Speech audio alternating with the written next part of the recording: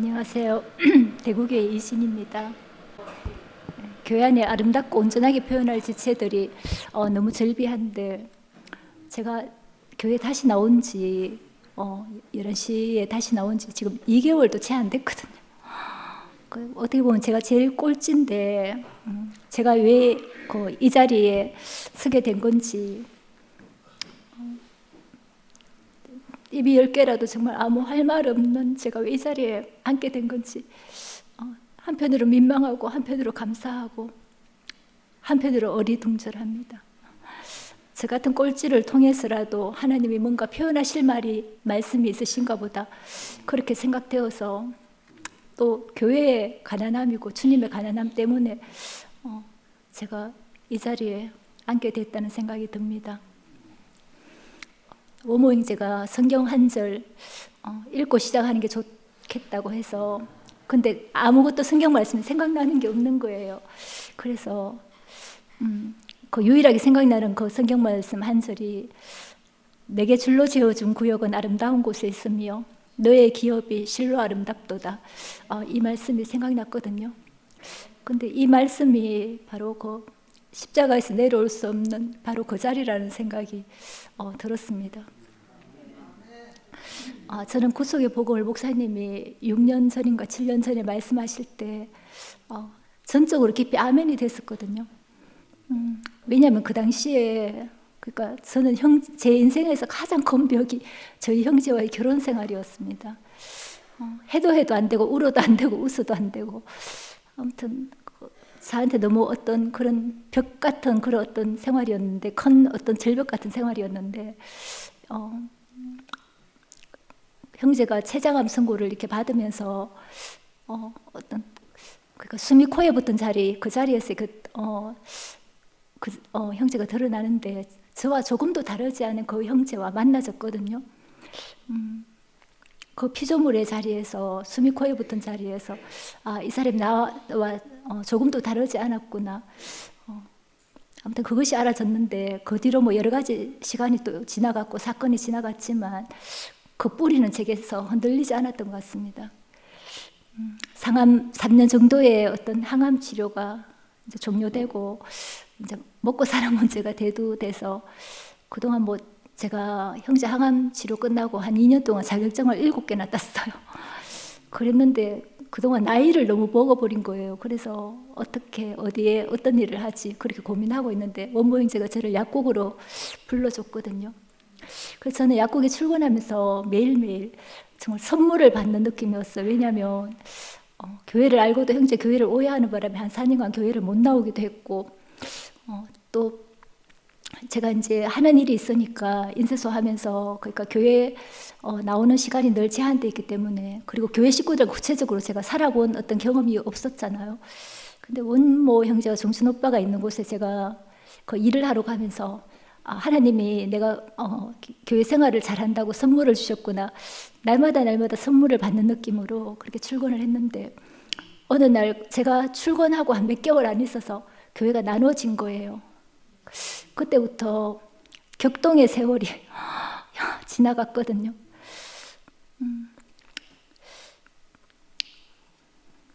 그리고 지금은 이제 그 시간들이 지나서 원모 형제와 제가 교회로 다시 나오게 됐는데 저는 그 시간들 속에서 하나님 하시는 일이 너무나 분명하고 너무나 선명하게 보입니다.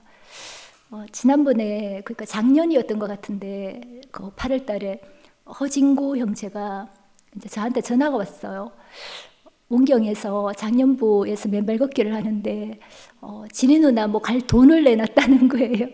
나중에 알고 보니까 뭐 돈을 내는 것 같진 않은데 어쨌든 그래서 그때 원모 형제도 가고 저도 갔는데 그날 문경 세제를 내려오는데 그 연숙 언니가 제 손을 꼭 잡고 한참 이렇게 뭐라고 말씀을 했어요. 근데 그날 김 목사님에 대한 말씀도 하고 했는데 언니 말씀에 뭐 이렇게 다 동의가 되진 않았지만 언니 손이 너무 그냥 그러니까 한여름이었으니까 손에서 계속 땀이 삐질삐질 나는데 손을 빼고 싶지가 않은 거예요. 왜냐하면 그 언니의 마음의 온기가 제게 이렇게 전해지고 있었기 때문에 그리고 계속 집에 와서도 그 언니의 손에 그 마음의 온기가 계속 제게 남아 있더라고요. 그러다가 제가 어느 날 마음이 좀 공고해져서 그냥 연숙 언니한테 제가 전화를 하게 됐어요.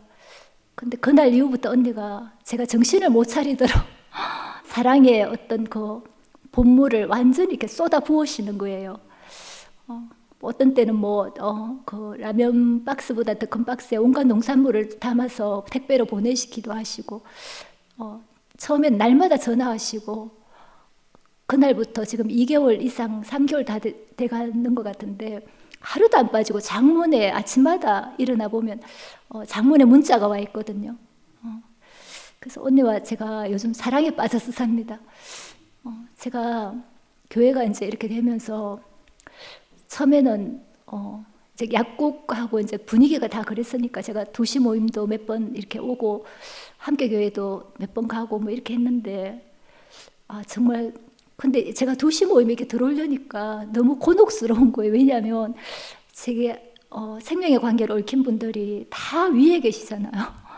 그리고 그분들이 그냥 얽혀 있는 게 아니라 저희 형제가 이제 한 십몇 년 전부터 계속 사건 사고가 생기면서 교회로부터 생각이 아니라 구체적으로 감당할 수 없는 은혜를 제가 영육간에 입었기 때문에 그분들이 위에 계신데 제가 여기 들어오는 게 너무 힘이 들었어요. 그래서 집에서 그냥 11시 가려니까 2시 사람들이 밟히고 마음에 밟히고 2시 가려니까 11시 사람들이 마음에 밟히고 그다음 한교교회를 뭐 거기까지 가는 것도 어렵고 그래서 2년 이상을 제가 집에서 3, 4방송을 다 들으면서 11시 끝나면 2시 거 듣고 2시 끝나면 또 함께 거 다운받아 듣고 하루 왼종일 집에서 방송만 들으면서 살았어요.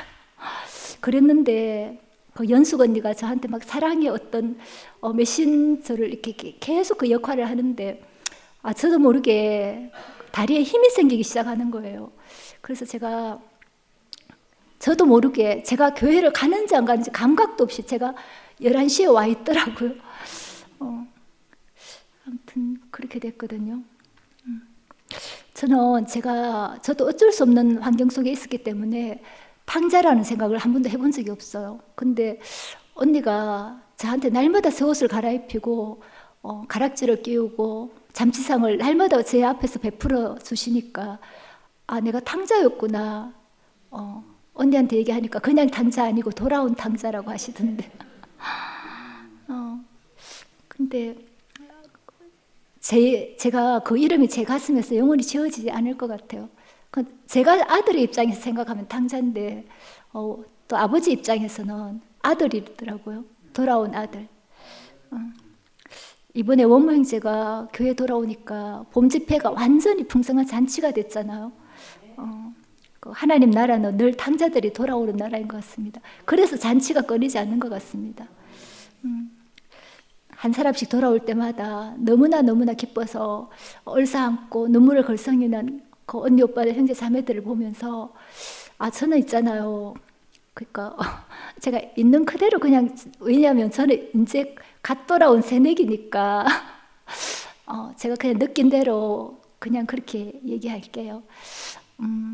어떤 생각이 제 안에 있었냐면 왜냐하면 도시 모임이나 바깥에 나간 사람들 얘기를 들으면 너무너무 이제 그러니까 아픈 상처가 있는 거예요. 그래서 그 얘기들을 계속 듣다 보니까 어떤 그 마음이 제 안에 이렇게 있었는데 이제 11시처럼 방송은 다 듣고 있었거든요. 근데 보면은 한날 장영 오빠가 나와서 무대 꺼지니까 너무 열심히 춤추지 말라고 자기 자리에서 춤추라는 거예요. 그래서 이쪽은 마음이 너무 아파 있는데 이 사람들은 너무 이렇게 잔치 중이구나. 그냥 그래서 참 섭섭한 어떤 마음이 있었는데 우리 돌아온 아무튼 저를 향해서 원모인제를 향해서 너무나 기뻐하는 교회를 보면서 또 걸썽이는 눈물을 보면서 그냥 누구만 힘들었던 게 아니고 다 같이 힘들었구나. 교회가 나뉘는 과정에서 다 같이 아팠구나. 제가 그런 생각이 참 들었거든요. 제가 문경세제 오가는 길에서 점덕 언니하고 같이 앉아서 이제 그 길을 오갔는데 문경세제 오가는 버스 안에서 언니하고 여러 가지 얘기를 나눴는데 언니 교회가 이렇게 나눠졌는데 이건 왜 이렇고 저건 왜 저럴까요? 이렇게 얘기하니까 점덕 언니가 그래 우리가 보기에 문제가 있는 것 같지만 하나님은 다 괜찮다 하신 사람들이다 이 말씀을 하는데 제가 뭔가 이렇게 꽉 뭔가 망치로 맞은 것 같았어요. 그렇구나. 하나님이 괜찮다고 하신 사람들이구나. 뭔지는 모르지만 다 하나님의 경륜 안에서 그렇게 있는 사람들이구나. 제가 이제 그때 그렇게 알아듣거든요. 저는 처음에 이제 2시 하고 이제 바깥 이렇게 이제 교회를 함께 듣다 보니까 제가 제 마음에는 아무리 경계가 없었지만 이제 교회에 와서 처음에 어떤 마음이 제게 있었냐면 그 사람, 왜냐면 11시는 2시를 모르고 2시는 11시를 모르니까 그 사람들의 마음을 좀 대변해야 되겠다 이 생각이 제 안에 있었어요. 근데 제가 이제 교회 이제 계속 이제 순방에 들어가고 이렇게 순모임을 하고 이제 교회 생활을 이렇게 또 다시 해 나가다 보니까 그거는 제가 할 일이 아니다는 생각이 이제 그게 알아지는 거예요. 저는 제가 이 구속의 복음 안에서 아들의 자리에서 제가 온전히 서는 것 그것이 제 일이지 제가 누구를 대변하고 대신하고 그건 제 일이 아니 그건 하나님이 알아서 하실 일이라는 생각이 들거든요. 저는 어디 사람도 아니고 여기 사람도 저기 사람도 두시도 뭐도 아니고 그냥 하나님 앞에 있는 사람으로 제가 알아집니다. 중원보원 할 것 같아서 뭘 조금 적어왔어요. 이번 봄 집회에서 말씀을 듣는데 몇 년 만에 제가 그동안 몇 년 동안 정지됐던 이 심장이 다시 박동을 시작하는 거예요. 제가 그 집에서 3사 방송을 다 들으면서 그렇게 2년 이상을 지냈는데 정말 무엇을 들어도 만족이 없었거든요. 11시 방송을 들으면 복음은 분명히 제 복음인데 이제 특히 방송으로만 들으니까 이게 계속 같은 말을 하는 것 같은 거예요. 이 사람도 이 말하고 저 사람 계속 같은 말을 하는 것 같아요. 뭐지 이렇게 되고 또 2시 걸 들으면 뭔가 생명의 터치가 안 일어나고 아무튼 그랬었어요. 그래서 어떤 걸 들어도 만족이 없었는데 이번에 봄집회 말씀을 들으면서 제가 이 생명 안에 깊이 적셔지는 경험을 했어요. 그래서 제 안에서 정말 오랜만에 몇 년 만에 깊은 만족이 제 안에 밀려오는 거예요. 그래서 제가 알아지는 게 내가 이 말씀이 없어서 이 사람들 속에 없어서 그동안 내 인생에 만족이 없었구나 그게 알았었거든요. 그 제 옆에 앉아 계신 연숙 언니한테 이 간증을 했더니 언니가 너무너무 기뻐하시더라고요. 아무튼 그 집에서 제가 방송으로 그렇게 듣는 거와 제가 현장에서 형제 자매들 안에서 둘러싸여서 말씀을 듣는 것은 정말 전혀 다르더라고요. 방송으로 들을 때는 막 고성이 들리고 높은 막 이렇게 그런 소리가 들리면 제가 참 왜 저러지 막 이랬거든요. 근데 현장에 이렇게 와서 첫날 이제 제가 교회 왔는데 배숙경 언니가 제가 지나가니까 지니야 하면서 저를 막 꽉 안아주시는데 제가 그날 좀 놀랐고 왜냐면 언니가 너무 이렇게 막 고성을 이렇게 지르니까 언니 너 나하고 다르게 힘이 너무 이렇게 좋은가 보다 에너지가 넘치나 보다 이렇게 생각을 했어요. 근데 언니가 저를 안는데 언니가 너무 약한 거예요. 몸이 너무나 여이고 저도 말랐지만 언니도 너무 이렇게 약하더라고요. 그래서 제가 그때 알아진 게 언니가 무슨 에너지가 넘쳐서 소리를 지르고 있는 게 아니라 절대적인 가난함으로 자기의 전 존재의 힘을 다 끌어모아서 그렇게 할렐루야를 외치고 있었구나. 제가 그렇게 알아지니까 그 다음부터 숙경 언니가 너무 예쁜 거예요. 그리고 배영호 형제가 이제 오모 형제랑 통화하는데 제가 옆에서 이렇게 들었는데 자신은 이 감동을 말로 다 표현할 수 없어서 춤추고 노래한다는 거예요. 제가 그 얘기를 듣는데 무엇이 영호 형제를 그렇게 춤추고 노래하고 하게 하는지 정말 개인적으로 사사를 좀 받고 싶더라고요. 정말 좀 들어보고 싶었어요. 저는 이번 봄 집회에서 그 한성 오빠가 그 만물이 내려올 수 없는 운명으로 지어졌고 그 운명 안에 있는 그 예수로 지어졌다는데 너무 깊이 아멘이 되었거든요. 정말 제가 봐도 그 운명으로 지어지지 않은 것이 하나도 없어요. 모든 생명을 가진 것은 그 내려올 수 없는 십자가에서 내려올 수 없는 그 운명으로 지어진 것이 너무 확실합니다. 저도 제가 사실 돌아보면 제가 의식이 있는 날부터 지금까지 항상 그 운명 안에 있었던 거예요. 그 운명 안에 있었더라고. 제가 교회를 나오고 있든 나오고 있지 않든 인생은 생명을 가진 모든 만물은 그 운명을 벗어날 수 정말 없는 거더라고요. 이번에 교회 돌아오니까 혜순 언니 화장실에서 만났는데 혜순 언니가 진이는 여기밖에 올 데가 없는데 왜 안 오나 그랬다고. 또 수선이가 저한테 진이 언니는 여기밖에 올 데가 없을 텐데 정말 왜 안 오나 그랬다면서, 또 이민재 오빠가 순방에서 이번 봄집회에서 니는 5 여자의 후손인데 그러니까 근데 뭔가 못 올 만한 이유가 있나 보다 이제 그렇게 생각했다 하시는 거예요. 그래서 형제 자매들이 나의 정체를 내가 정말 여기 뭐 바닥 하잖아요. 바닥인 정체를 너무 잘 알고 있구나, 그런 생각이 들었습니다. 제 사는 얘기 조금 할게요. 저는 그렇게 구속의 복음을 아직 있잖아요. 막 이렇게 잘 말해낼 만큼 아직 나이가 안 됐거든요. 그래서 그냥 제 사는 얘기 조금 해볼게요. 저희 형제가 어느 날부터인가 너무 이렇게 세잔해 가면서 몸무게가 지금 38kg예요. 그래서 화장실 가는 시간에는, 또 밥 먹는 시간에는 하루 왼종일 정말 누워있을 때 뭐 해골 같아요. 그런 모습으로 누워있으니까 제가 이제 어느 날부터인가 그러니까 항상 이제 아무튼 그렇게 있는 형제가 늘 걱정스럽고 이제 그런 게 있었는데, 요즘은 이제 그럼에도 불구하고 벌떡벌떡 이제 아침 되면 또 잘 일어나더라고. 그래서 그런 생각을 별로 안 하는데, 한동안 형제가 제가 이제 화장실 가는 소리도 안 들리고 밤에도 아침에 또 일어나서 이제 출근 준비를 하는데도 아무 방에서 소리가 안 들리는 거예요. 그러면 저도 모르게 어제 저녁에 식사할 때 그때 마지막이었나? 막 이런 생각이 저도 모르게 드는 거예요. 왜냐하면 너무 쇠잔한 모습으로 누워 있으니까. 근데 그때 있잖아요. 제가 드는 생각이, 그 방을 들어갈 생각이 먼저 드는 게 아니라, 어제 내가 마지막으로 볼 때 사랑한다고 한 번 더 말해줄 걸, 한 번 더 깊이 안아줄 걸, 그냥 그 생각이 드는 거예요. 함께 살다 보면 뭐 여러 가지 문제는 항상 있잖아요.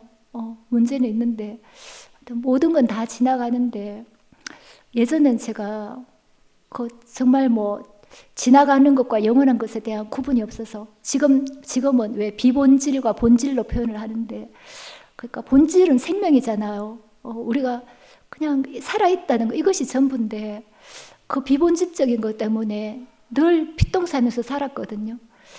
근데 이제 그것이 제 안에 구분이 된다는 게, 지나가는 거, 모든 건 지나가는데 내 앞에 오늘 함께 숨쉬고 살아있다는 것, 이것이 전부구나. 이것만 내가 감사할 요건이구나. 제가 이제 그렇게 알아지거든요. 그리고 시간 되면 얘기하세요. 제가 짧게 일상을 한 가지 더 얘기하자면, 제 형제가 이발하러 혼자 걸어갈 수가 없으니까 머리가 어느 날부터 막 이렇게 베토벤 머리 같이 되는 거예요. 그래서 바리깡을 사서 밀어줄까, 괜히 그 까칠한 성격에 한 번도 안 해봤는데 밀면 혼날 것 같아서 이제 날씨가 추울 때 못 갔는데 조금 따뜻해지니까 이제 한 손에 지팡이 짚고 한쪽은 제가 전적으로 이제 부축을 하는 거예요. 그래서 저도 이제 땀을 뻘뻘 흘리고 형제도 땀을 뻘뻘 흘리는데, 걸어오면서 길 건너에 벚꽃이 이렇게 딱 도열해서 피어 있는데, 우리 형제 맨날 방에만 누워 있으니까 봄이 왔는 걸 저는 너무 보여주고 싶은 거예요. 그래서 있잖아요, 저 건너편에 벚꽃 좀 봐요. 너무 예쁘죠? 그러면서 목련꽃 그늘 아래서 베르테르의 편지를 읽노라. 끝나기 전에 제 형제가 에이 힘들어 죽겠는데 이 씨발 걸.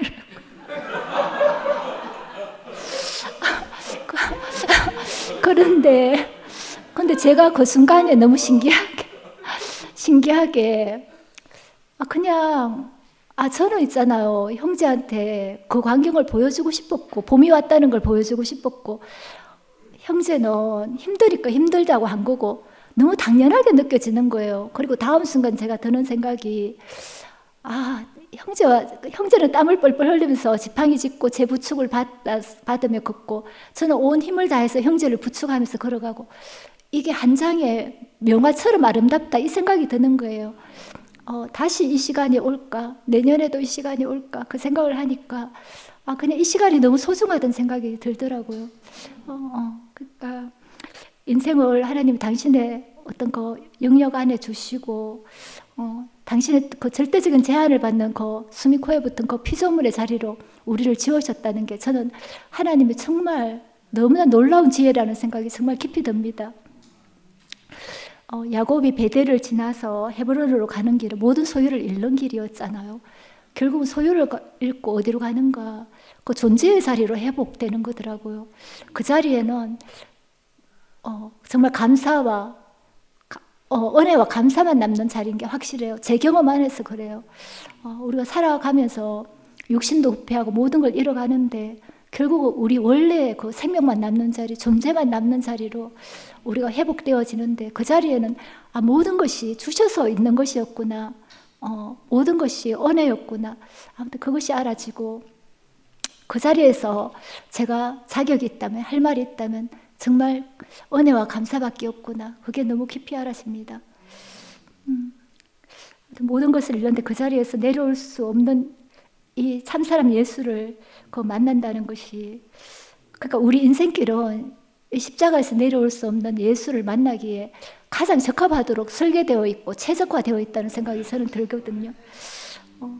이 자리는 모든 인생이 만날 수 있는 자리고 정말 우리 안식과 평안이 시작되는 자리인 것 같습니다. 이 자리는 정말 하나님과 사람이 함께 거하는 동산이고 에덴이고 앞에 내게 줄로 세워준 구역은 아름다운 곳에 있으며 나의 기업이 실로 아름답도다. 이 자리는 십자가에서 내려올 수 없는 그 예수 안에서 우리가 예수 하나로 만나지는 그 자리인 게 저는 너무 분명합니다. 구속의 복음으로 인해서 교회가 갈라지고 지체들이 너무 힘들어하니까, 근데 그럼에도 불구하고 이 복음을 꼭 고수해야 되나, 저는 그런 생각이 있었거든요. 교회가 이렇게 갈라지는데, 형제 자매들이 이렇게 아파하는데 그 물음표가 제 가슴에서 항상 지워지지 않았는데 이제 알겠어요. 이 복음이 그 시간이 아니었으면 뿌리를 내릴 수 없었던 거예요. 이 복음이 뿌리 내리기 위해서 어쩔 수 없이 허락된, 하나님이 허락하신 시간이었구나. 저는 그런 생각이 정말 듭니다. 제가 시간 됐나요? 제가 살던 동네가 예전에 한 20년 전에 살던 동네가 인쇄소 바로 뒤에 그 대학로인데 그 주택가에서 살았는데 거기 이제 2층에서 전세를 살고 있었기 때문에 거기 근데 집 6채가 2층집, 3층집인데 집이 다 좋아요. 근데 어느 날 서울서 내려온 어떤 사람이 그 땅을 다 샀다는 거예요. 근데 이제 그래서 저희도 이사를 하게 됐죠. 그런데 거기 정말 저는 왜냐하면 집도 없이 전세를 살고 있었기 때문에 그 집들을 있잖아요. 다 허무는 거예요. 다 어느 날 이렇게 허무는데 그 집들이 저는 너무 아까웠는데 그 땅을 산 주인이 몽줄이 다 갈아엎는 거예요. 왜냐하면 거기가 대학로고 대학가였기 때문에 거기에다 원룸을 다 짓기 위해서, 그러니까 주인이 바뀌니까 용도가 바뀐 거예요. 용도가 바뀌니까 그 사람이 땅값 계산할 때 그 집값도 같이 계산했을 거잖아요. 근데 너무 목표가 분명하니까, 새 집을 지어야 되는 목표가 분명하니까 미련도 없이 망설임 주저함이 없이 그 집을 다 갈아엎더라고요. 그러니까 분명한 어떤 목적을 가지고 제게 찾아오셔서 옛사람을 허물고 당신의 용도에 딱 맞는 새 사람인 십자가에서 내려올 수 없는 그 예수 안으로 우리를 이끄신 주님께 감사가 되고 그 하나님을 찬양합니다. 저는 정말 제 인생의 용도를 몰랐거든요. 그런데 너는 하나님을 대신하는 그 목적으로 너를 지었다. 이 말씀이 저에게 살아야 할 이유와 가치를 분명하게 합니다. 그런데 무엇으로 대신하는가?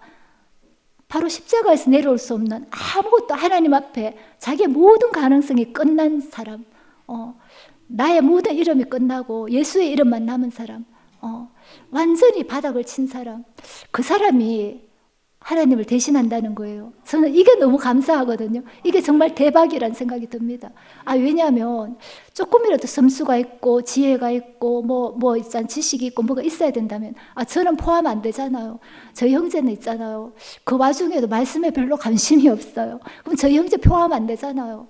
근데 저희 형제 전 존재로 저한테 인생은 내려올 수 없는 바로 그 사람인 걸 자기 전 모습으로 제게 날마다 전시해 보여주거든요. 저희 형제 몰라도 그 자리에 있어요. 그 자리는 만유가 포함되는 자리 맞아요. 저는 이 복음을 제가 좀 안다고 생각했는데 제가 있잖아요. 2개월 정도 교회에 다시 나오면서 요즘 알아가는 게 나는 이 복음을 전혀 모르는구나. 이 복음을 몰랐구나. 이걸 알게 됐어요. 최근에. 그런데 이제 모르는 거 이제 겨우 알았는데 왜 저를 이 자리에 앉게 했는지 너무 이해가 안 됩니다. 연숙 언니가 저한테 편지를 쓰실 때마다 항상 불러주는 이름이 복둥이 진이야 이렇게 부르세요. 저하고 복둥이가 어울리나요? 저는 제가 저를 아무리 봐도 별로 복이 붙어 있는 모습이 없는데 그래서 내한테 안 어울리는 이름을 이렇게 불러주신다 생각했는데 근데 제가 가만히 생각해 보니까 제가 복둥이가 맞는 거예요. 왜냐하면 제가 얼마나 복둥이였으면 이렇게 진실한 복음을 만났으며 이렇게 진실한 사람들 안에 살며 이렇게 아름다운 교회 안에 한 지체가 되었겠냐고요. 그러니까 복둥이가 맞죠. 아무튼 그 예전에 제가 이제 한 가지만 더 그 얘기할게요. 예전에 제가 사회복지사 이제 그 자격증 때문에 아동센터에 실습을 하면서 그게 한 6년 전인 것 같은데 그 이제 초등학교 한 5학년 국어책인가 거기 있잖아요. 이제 담이 그러니까 A 마을과 B 마을이 아랫마을과 윗마을이 너무 사이가 안 좋은 거예요. 그래서 거기에 담을 쳤어요. 서로 넘어오지 않도록. 근데 시간이 지나면서 한 세대가 죽고 다음 세대가 이제 이렇게 생겨났는데 그래서 왕래가 이제 높은 담이 쳐지면서 완전히 끊겼거든요. 그래서 아이들이 이제 사람들이 이렇게 있잖아. 윗마을 사람은 아랫마을 사람들에 대해서 저기는 괴물들이 산대 또 아랫마을은 윗마을에 대해서 저긴 괴물들이 산다더라 이렇게 된 거예요. 그래서 서로 왕래가 완전히 끊겼는데 어느 날부터 이제 거기 조금씩 이제 이게 시간이 가다 보니 구멍이 생기고 아이들이 그 구멍이 점점 커지면서 아무것도 모르는 어린아이들이 왔다 갔다 교통이 생긴 거예요. 그러다 보니까 그 담들이 이렇게 조금씩 이렇게 허물어지면서 사람들이 윗마을과 아랫마을이 서로 가봤는데 거기 가보니까 원래 한 핏줄이었던 거예요. 원래 한 동족이었던 거예요. 그래서 다시 하나로 이렇게 살게 됐다는 그 동화를 예전에 이게 확실한 기억인지 모르겠어요. 근데 며칠 전에 그 동화가 생각이 나는 거예요. 그러면서 제가 우리 교회가 생각이 났거든요. 우리가 이 십자가에서 내려올 수 없는 이 예수 안에서 이 구속의 복음 안에서 우리가 더 깊이 발견되고 성숙해서 정말 우리의 모든 경계와 담이 다 허물어지고 한 자리에서 우리가 다시 함께 만나 우리가 원래 한 동족이었음을 한 핏줄이었음을 우리가 함께 확인하고 함께 춤추고 노래할 그날을 간절히 기다립니다. 주님을 찬양합니다.